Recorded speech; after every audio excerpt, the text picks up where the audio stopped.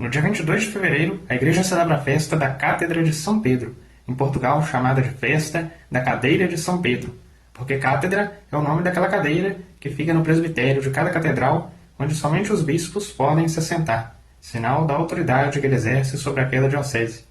Em Roma, existe a Cátedra de São Pedro, que foi a cadeira do primeiro Papa da Igreja, o apóstolo São Pedro.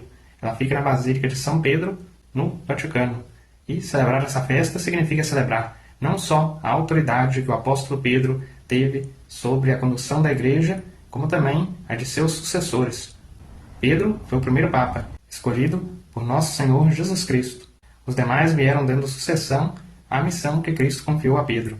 Após Pedro veio Lino, depois Anacleto, depois Clemente, até chegar hoje no Papa Francisco, que é o Papa número 266 na história da Igreja. Lá no princípio ainda não existia a referida palavra, mas com o tempo foi o termo criado para designar a função que o próprio Cristo estabelecera lá no início. Quando Nosso Senhor Jesus Cristo disse a Pedro: Tu és Pedro, e sobre essa pedra edificarei a minha igreja, e o poder do inferno nunca poderá vencê-la.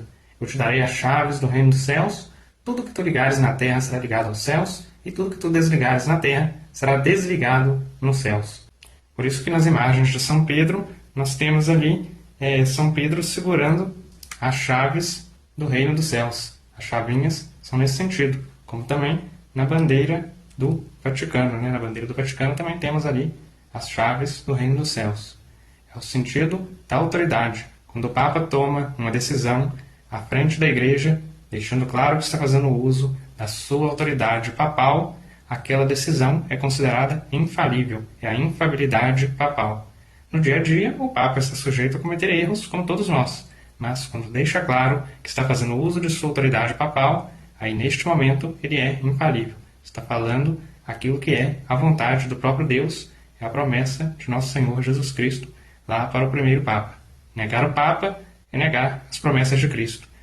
Muitos também questionam lá no início, Pedro, porque no início Pedro teve ali dificuldade de entender que Jesus precisava passar pelos tormentos da paixão para chegar às glórias da ressurreição.